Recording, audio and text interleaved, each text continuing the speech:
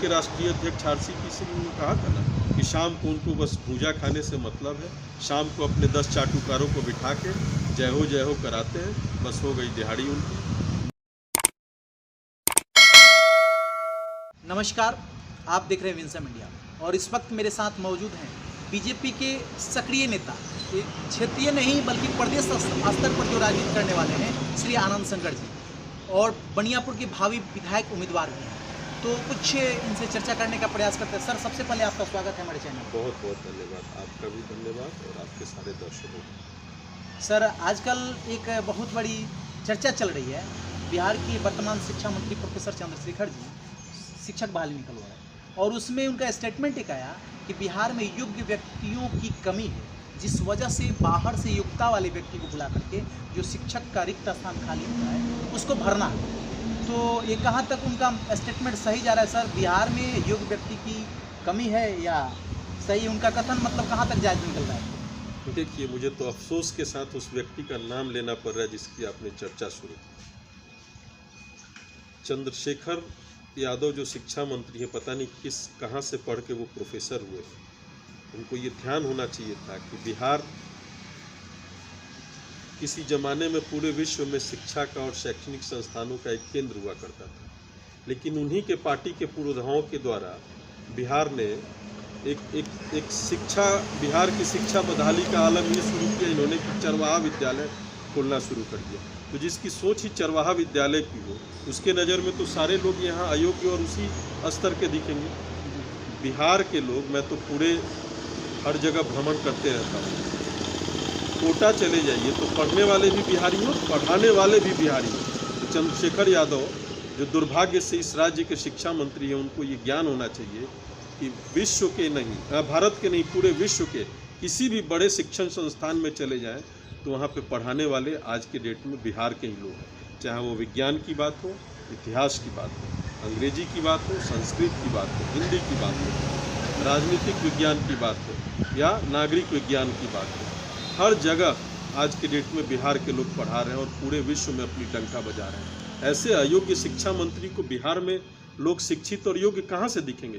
क्योंकि उन लोगों की उत्पत्ति ही चरवाहा विद्यालय के बुनियाद पर हुई है। तो पूरा अफसोस है, आज के डेट में बिहार में ऐसे ऐसे गुणी शिक्षक हैं जिनको उचित प्लेटफॉर्म नहीं मिल रहा है। नहीं तो इन्हीं शिक्षकों की देन है कि आज बिहार से ऐसे ऐसे प्रतिभा निकले हैं जो IAS हो, IPS हो, UPSC। हर साल तो सर UPSC क्वालिफाई सबसे ज़्यादा बिहार ही करता है। मैं वही कह रहा था कि UPSC, आपने सही कहा, UPSC क्वालिफाई करने में अगर सबसे ज़्यादा कहीं से लोग प्रतिभागी होते हैं तो बिहार के लोग होते हैं और सबसे ज़्यादा उत्तीर्ण होते हैं। इसी साल देखिए ना, अपने छपरा से लेके पूरे बिहार के एक एक बच्चे बच्चियों ने डंका बजाया पूरे विश्व में भारत की और बिहार की साख। तो ऐसे अयोग्य शिक्षा मंत्री के ऊपर क्या ही टिक्का टिप्पणी की जाए, जिसको ये नहीं पता है कि शैक्षणिक सुधार के लिए अगर कोई पहल की जा रही है तो उसमें उनको दिक्कत है। उनको तो रामचरितमानस जैसे पवित्र ग्रंथ में दिक्कत है, उनको मनुस्मृति में दिक्कत है, तो उनके ऊपर टिक्का टिप्पणी करना मैं उचित नहीं समझता। सर, एक बात, अगर मान लेते हैं उनके स्टेटमेंट के अनुकूल बिहार में योग्यता वाले व्यक्ति की कमी है, उनके स्टेटमेंट के अनुकूल, तो अभी वर्तमान में पिछले 30-33 गठबंधन की माने तो 33 साल से सरकार उनकी चल रही है, तो क्यों ना माना जाए कि उनके स्तर में वो नीतीश कुमार के और लालू यादव की सरकार को, राबड़ी देवी की सरकार को कटघरे में खड़ा करें, चूँकि उनकी रिज्म में शिक्षा व्यवस्था की बदहाली हुई, इस वजह से शिक्षा कमज़ोर हो गई, तो कहीं ना कहीं नीतीश कुमार जी को भी कटघरे में खड़ा करें अपने स्टेटमेंट के अनुकूल। देखिए, बिहार की बर्बादी में, बिहार की दुर्गति में, बिहार के शैक्षणिक और बिहार के वैचारिक टेक्सचर को बर्बाद करने में जितना बड़ा हाथ लालू प्रसाद यादव का है, राजद का है, उससे कहीं ज़्यादा हाथ नीतीश कुमार का है। नीतीश कुमार ने यहाँ के सेंटिमेंटल टेक्सचर को चकनाचूर किया है, आत्मीयता को ख़त्म किया है, शिक्षा व्यवस्था को ध्वस्त किया है, स्वास्थ्य की व्यवस्था को ध्वस्त किया है, बुनियादी सुविधाओं को ध्वस्त किया है। तो नीतीश कुमार और लालू प्रसाद ने मिलकर बिहार के ऊपर जो पिछले 3-3.5 दशक में उनके जो कुशासन का परिणाम रहा है, ये बिहार कभी नहीं भूलेगा। बिहार को इन लोगों ने 50 वर्ष पीछे धकेल दिया। देखिए, पूरे भारत में 1947 में आज़ादी मिली। आज साउथ के राज्य, चाहे वो तमिलनाडु हो, चाहे कर्नाटका हो, आंध्र प्रदेश हो, वो विकासशील से एक विकसित प्रदेश बन गया। जब वो लोग विकसित हो रहे थे तब आपके यहाँ चरवाहा विद्यालय खुल रहा था। जब वहाँ पे IT हब हो रहा था, जब वहाँ पे बड़ी बड़ी विश्व की कॉरपोरेट्स कंपनियां आ रही थी, तब आपके मुख्यमंत्री पिछड़ों को अति पिछड़ा कर रहे थे, दलित को महादलित कर रहे थे और जातीय जनगणना के जाल में बिहार के लोगों को उलझा के रखना चाह रहे थे, ताकि उनके वोट बैंक की रोटी सेकती रहे और उनकी कुर्सी और वो भ्रष्टाचार की मलाई वो चाटते रहे। अच्छा सर, मान लीजिए बिहार में अभी भी बेरोजगार बहुत ज़्यादा हैं, उसके बाद बिहार में योग्यता वाले व्यक्ति हैं, उसके बावजूद उनको बाहर के लोगों को, यानी बिहार से बाहर के लोगों को बुलाकर, इसको न्योता बोलेंगे, बुलाकर के शिक्षक बहाली में आमंत्रण कर रहे हैं, दे रहे हैं, इसका मतलब क्या निकल रहा है सर? बहुत दुर्भाग्यपूर्ण स्थिति है। नीतीश कुमार और राजद के लोग, तेजस्वी यादव, ये लोग चाहते ही नहीं है कि बिहार के लोग काबिल बने और अपनी काबिलियत से बिहार में कुछ करें। बिहार के लोग अपनी काबिलियत से पूरे विश्व में डंका बजवा रहे हैं, पूरे विश्व में बिहार के लोगों के पढ़ाए हुए लोग आगे बढ़ रहे हैं, बिहार के लोग बड़े बड़े कॉरपोरेट्स में आगे हैं।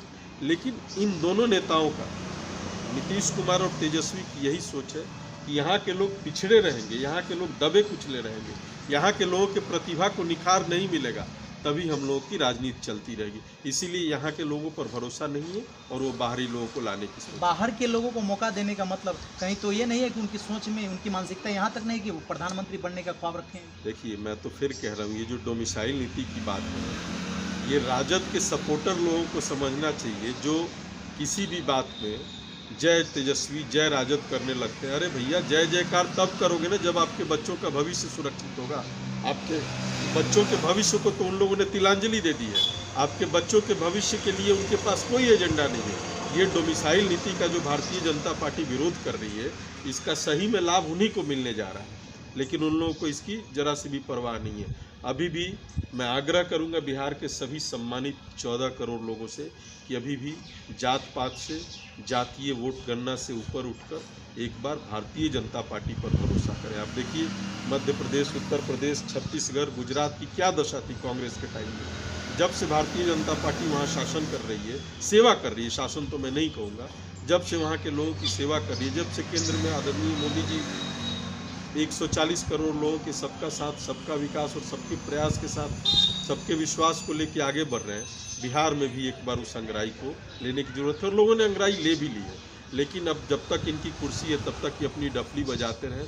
इनके सारे इन दकियानुसी मंसूबों पर बिहार की जनता वोट की चोट से पानी फेरेगी। तो क्या आपको लगता है कि मतलब ये बिहार से बाहर के लोगों को मौका दिए हैं, तो इस वजह से नीतीश कुमार प्रधानमंत्री बन जाएगा 24? नीतीश कुमार प्रधानमंत्री को छोड़िए, पंचायत का चुनाव नहीं जीतेंगे। मैं आपको गारंटी के साथ दे देता हूं कि नीतीश कुमार ने सब दिन पिछले दरवाजे की राजनीति की। वो तो भारतीय जनता पार्टी का बड़ा हृदय है, विशाल हृदय है कि इनको लालू के जंगल राज से बचाने के लिए, बिहार को जंगल राज से बचाने के लिए इनको आगे रख के और मुख्यमंत्री बनाया। वरना भारतीय जनता पार्टी के पास तो ऐसे ऐसे कार्यकर्ता थे जिन्होंने सेवा और सुशासन का ऐसा मानदंड स्थापित किया जिसका पूरा विश्व कायल है। उसमें हमारे प्रधानमंत्री जी हैं जिन्होंने गुजरात को कहाँ से कहाँ पहुँचाया। एक ज़माने में जब मोदी जी प्रधानमंत्री बने तो 1.25 लाख करोड़ का GDP हुआ करता था गुजरात का, और जब हटे तो 18 लाख करोड़ का GDP गुजरात का। ऐसे ऐसे हमारे यहाँ विभूति है। नीतीश कुमार प्रधानमंत्री, मुख्यमंत्री, विधायक तो छोड़िए, पंचायत का चुनाव नहीं जीतेंगे, इसको आप नोट करें। बिहार के युवा खास करके शिक्षक बहाली के नियमावली की वजह से उनसे नाराज़ है, सरकार से नाराज़ है। तो आप बीजेपी की तरफ से बढ़ाएं, तो बीजेपी की सरकार अगर बनती है बिहार में तो युवाओं के लिए खास करके क्या योजना लाई? देखिए, भारत सरकार की जो कौशल विकास योजना है, उस कौशल विकास योजना को धरातल पर यहाँ नहीं उतारने का पूरा श्रेय नीतीश कुमार को जाता है। किसी भी सफल कार्यक्रम का आयोजन अगर भारतीय जनता पार्टी और केंद्र सरकार यहाँ करना चाहती है जिससे कि आम जन को लाभ हो, युवा लाभान्वित हो, रोजगार मिले, नीतीश कुमार उस मंसूबे पर पानी फेर देते हैं। क्योंकि लोकतांत्रिक तरीके से अब चूँकि वो यहाँ के मुख्यमंत्री हैं, तो कई ऐसी चीज़ें हैं जो मुख्यमंत्री को ही करना होता है, भले वो केंद्र का पैसा हो, केंद्र की योजना हो। तो हम लोगों का जो ये जो स्किल इंडिया प्रधानमंत्री जी का जो था वो यहाँ आके फेल हो जाता है। यहाँ पे स्टार्टअप फेल हो जाता है, यहाँ पर मेक इन इंडिया फेल हो जाता है। क्यों? क्योंकि मुख्यमंत्री तो मस्त रहते हैं। वो जैसे उनके पूर्व के राष्ट्रीय अध्यक्ष RCP सिंह ने कहा था ना कि कि शाम को उनको बस भूजा खाने से मतलब है। शाम को अपने 10 चाटुकारों को बिठा के जय हो कराते हैं, बस हो गई दिहाड़ी उनकी। ना बिहार के किसी कहीं पे कोई प्रलय आ जाए वहाँ जाना है, कोई शराब उनके बुरे शराब नीति से सैकड़ों लोग मर जाए वहाँ नहीं जाना है इनको, कहीं कुछ आपदा आ जाए, कहीं कुछ दंगा हो जाए, कहीं नहीं जाना है। चुपचाप अपने एक अणे मार्ग में बैठ के हमको क्या पता है जी, हमसे काहे पूछ रहे हैं जी, हमको कुछ नहीं पता है जी। ऐसे मुख्यमंत्री को यहाँ 1 मिनट गद्दी पर रहने की आवश्यकता है क्या? जिस मुख्यमंत्री को उसके इंटेलिजेंस के द्वारा कोई रिपोर्ट ही नहीं मिलती हो कि बिहार में हो क्या रहा है, तो ऐसे मुख्यमंत्री का प्रधानमंत्री बनने का तो दिवा स्वप्न छोड़ देना चाहिए। उनको पंचायत चुनाव भी नहीं लड़ना चाहिए, जाके कहीं अब अपने किए हुए पापों का प्रायश्चित करने के लिए कहीं तपोवन में चले जाना चाहिए। देखिए, जैसा कि आप सुन रहे हैं, और ये बीजेपी के सक्रिय राजनेता हैं आनंद शंकर जी, और इनसे मैं बिहार की राजनीति के बारे में चर्चा करने का प्रयास किया। आप देख रहे हैं विंसम इंडिया। जय हिंद, जय भारत।